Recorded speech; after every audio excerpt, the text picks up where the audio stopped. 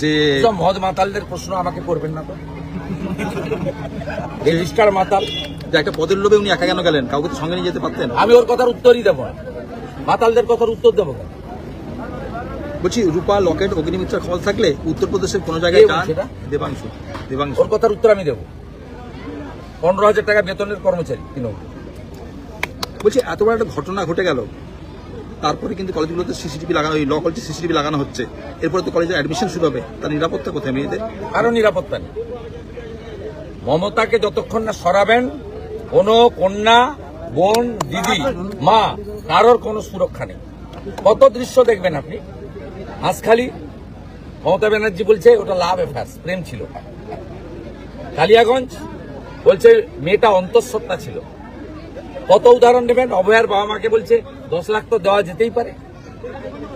মুখ বন্ধ কেন? ঢাকা দীঘা থেকে পালিয়েছে, রথের চাকাও গড়ায়নি, নারকেলও ফাটেনি। আইন কলেজে ঢুকতে বাধা অর্চনা মজুমদারদের। আমি কালকে গেছিলাম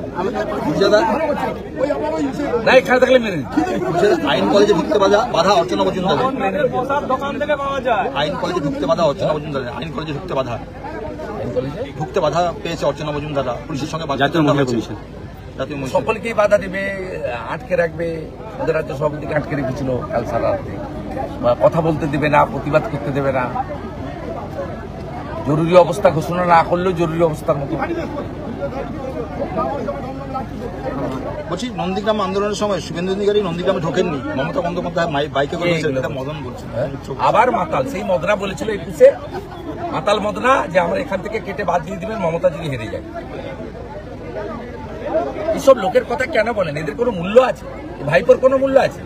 বলেছিল সৌমিত্র খাঁ যদি একটা বুথে যেতে আমি রাজনীতি ছেড়ে দেব, অর্জুন সিং যদি ভোটে জিতে আমি রাজনীতি ছেড়ে দেব।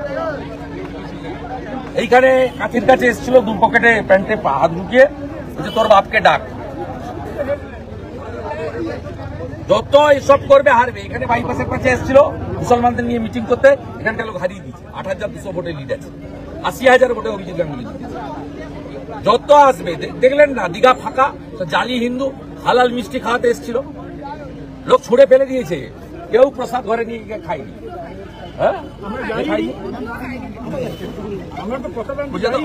শুনুন, যা ঘটেছে কসবাতে নিন্দনীয় এবং সামগ্রিকভাবে আমাদের রাজ্যের কন্যারা মমতা ব্যানার্জির আমলে সুরক্ষিত নয়।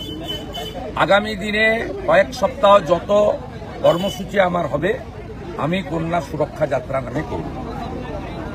আমি সিদ্ধান্ত নিয়েছি কন্যা সুরক্ষা যাত্রা নামে আমি এই কর্মসূচি পালন করব। এবং আপনাদেরকে দুটো কথা বলে যাচ্ছি। এখানে এইটা বলে গেলাম, আরেকটা হচ্ছে আমাদের এখানে একটি কর্মসূচি ছিল, এই কর্মসূচিটা কন্যা সুরক্ষা যাত্রা নামেই হবে।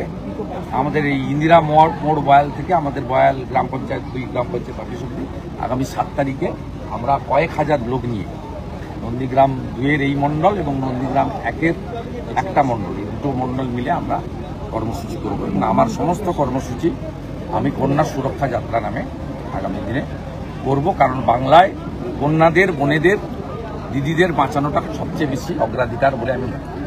অবশেষে কালীচরণপুর সমবায় সমিতিতে ভোট হচ্ছে, অবশেষে হচ্ছে ভোট।